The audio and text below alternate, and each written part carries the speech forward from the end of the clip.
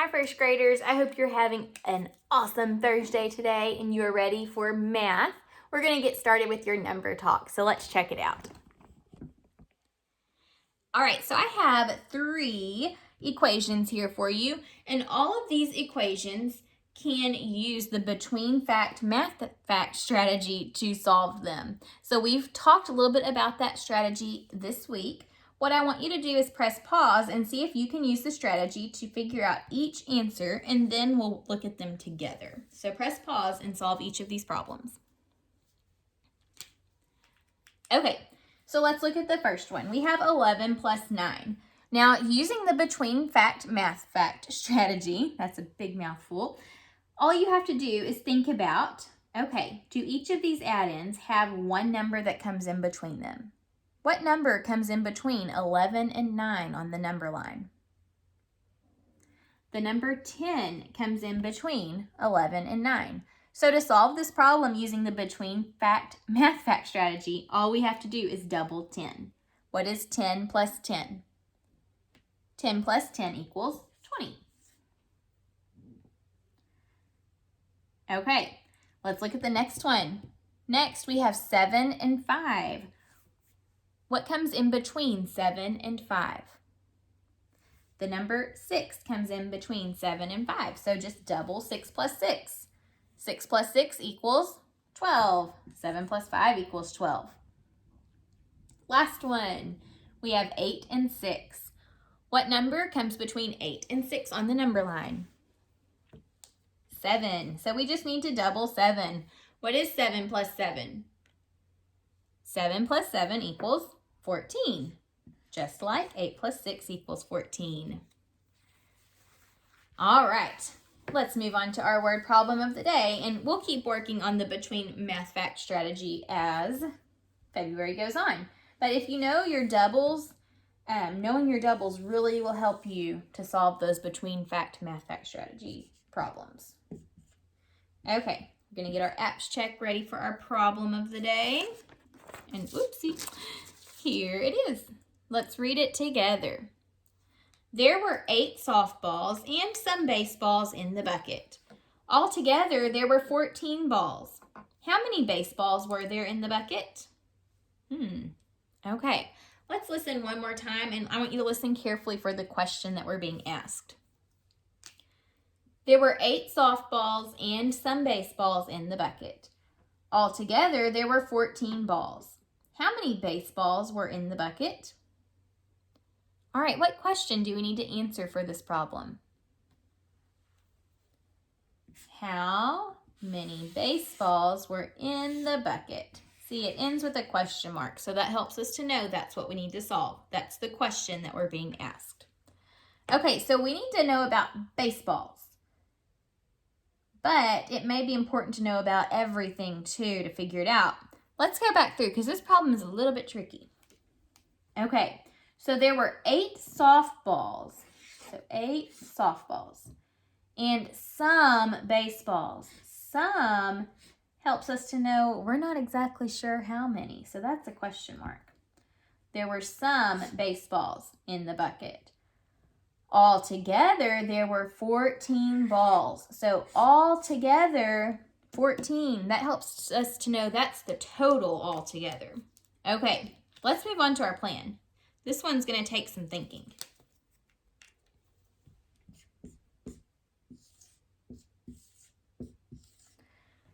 So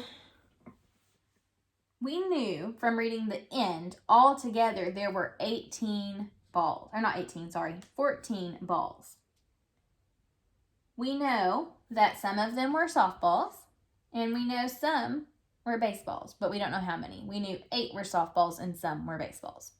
We need to figure out how many of them were baseballs. So looking at my part whole mat here, it can help me to figure out whether I need to add or subtract. So anytime I know the whole and only one of the parts, to figure out the other part, I just need to subtract. So we're going to subtract. We're going to take the total, 14, and then take away the softballs that we know about to figure out how many baseballs are left or how many there are. Now, reading through this problem, you may have realized that you could use a different equation to solve this. You could have used 8 plus some baseballs equals 14. This is also an equation that can go along with this problem, but it's a little trickier because your blank is in the middle of the problem. Okay, so now we're going to figure out how many baseballs there are using 14 minus 8. So I want you to press pause and see if you can solve this problem on your own. Okay, let's solve it. I think I'll draw a picture to start with. Okay, so there were 14 balls in the bucket. 1, 2, 3, 4, 5, 6, 7, 8, 9, 10, 11, 12, 13, 14. Out of those 14, I know 8 are softballs. So 1, 2, 3, 4. Oh, what am I doing? 1, 2, 3, 4. 4, 5, 6, 7, 8. I was confusing myself. So those that I just drew lines on, those are my softballs, and I need to take them away because we're looking for baseballs. So whatever is left must be how many baseballs I have. So let's count how many there are. 1, 2, 3, 4, 5, 6. There are 6. Let's check it just to make sure. This time I think I'll count backwards 8 times, just on my fingers here, because that's one way I can check it. So I have 14, 13, 12, 11, 10, 9, 8, 7, 6. See, I counted back 8 times and I got the answer again of 6. So both times that I solved this problem, I got 6. So that means that there were 6 baseballs in the bucket. So 8 softballs plus 6 baseballs equals 14 total. All right, we're going to work a little bit more on word problems today.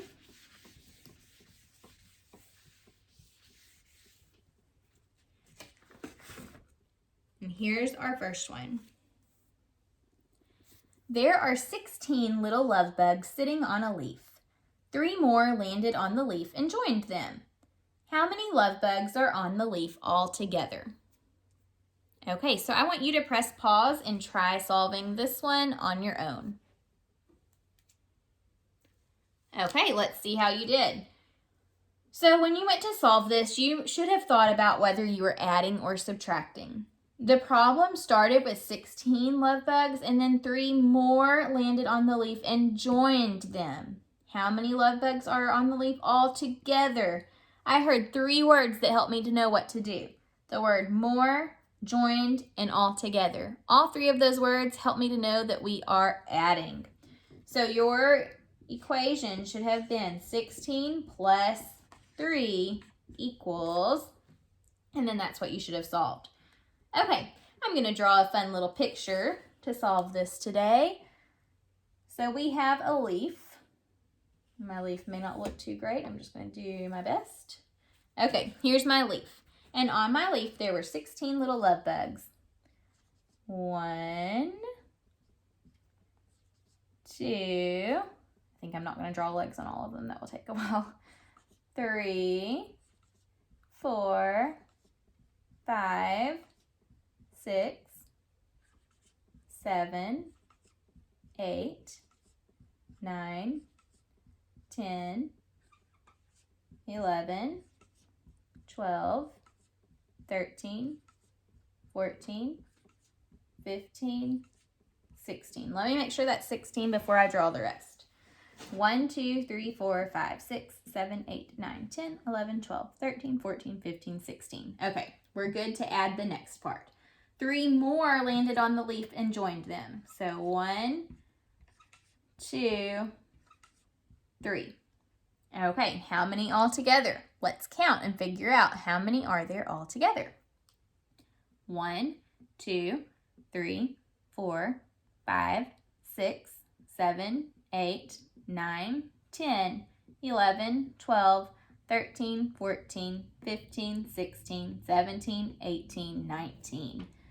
So you should have gotten 19 as your answer. There are 19 love bugs altogether. All right. We have one more that we're going to try today, and then I'm going to have you make your own word problem.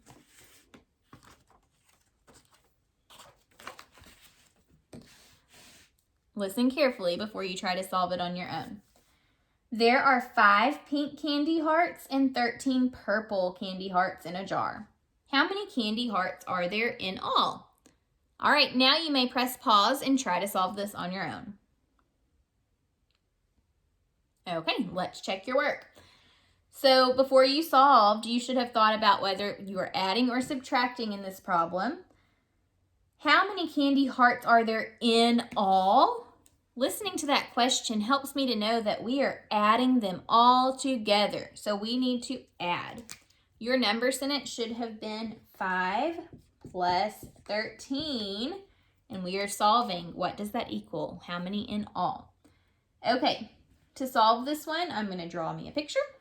5 pink candy hearts. 1, 2, 3, 4, 5. 1, 2, 3, 4, 5. And then I need to draw 13 purple.